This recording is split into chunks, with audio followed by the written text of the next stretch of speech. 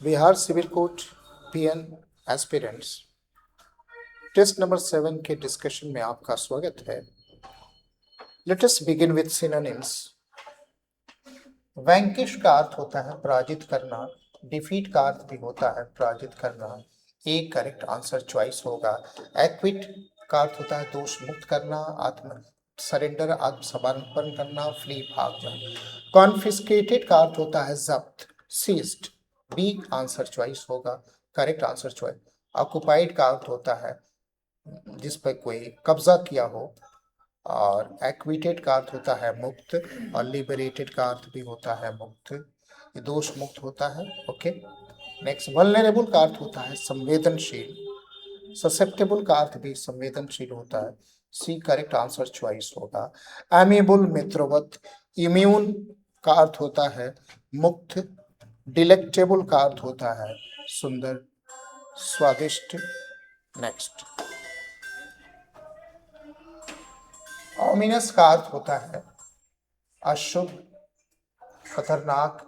Auspicious का अर्थ होता है शुभ, अशुभ का उल्टा शुभ होगा। ओके, अतः ए करेक्ट आंसर चॉइस होगा। इनेप्ट का अर्थ होता है अकुशल, इसका कॉम्पिटेंट, सक्षम, आंसर चॉइस होगा। इनएफिशिएंट अकुशल है, यूजलेस, बेकार, लैकिंग, कमी।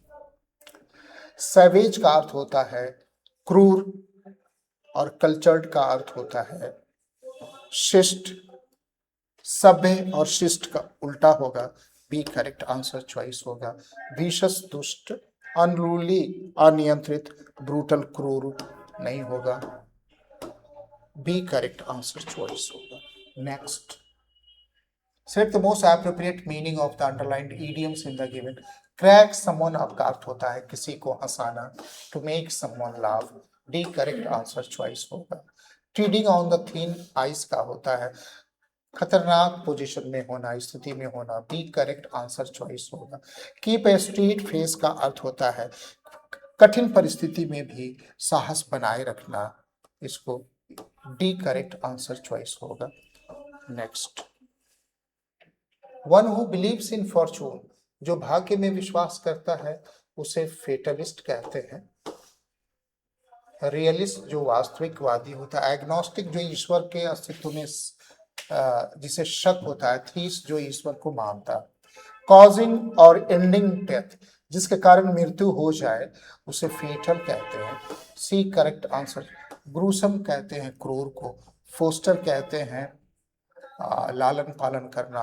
ग्रोटेस्क विचित्र अर्थ होता है। A speech bye an actor at the, किसी भी भाषण, किसी भी नाटक के अंत में दिए गए भाषण को एपीलॉग कहते हैं। सी करेक्ट आंसर चॉइस होगा। नेक्स्ट। इफरवेसेंट जो बुलबुले वाला, कैवेलियर आप जानते होंगे। करिश्मा एच नहीं होता है। डी करेक्ट आंसर चॉइस होगा। ट्रेसपासर जो बिना अनुमति के प्रवेश करे। अब पेरेनियल में ई होता है, ए नहीं होता है। बी करेक्ट आंसर चॉइस होगा। कॉन्सर सही है, ट्रांसलेशन सही है। एस्कलरी धोखेबाजी। श्रॉबेरी में डबल बी होता है, अतः B correct answer choice. Alienate अलग थलग करना, और इडियोसिंक्रेसी विचित्रता, पागलपन इत्यादि। Thank you very much. See you in the next discussion. Until then, good night.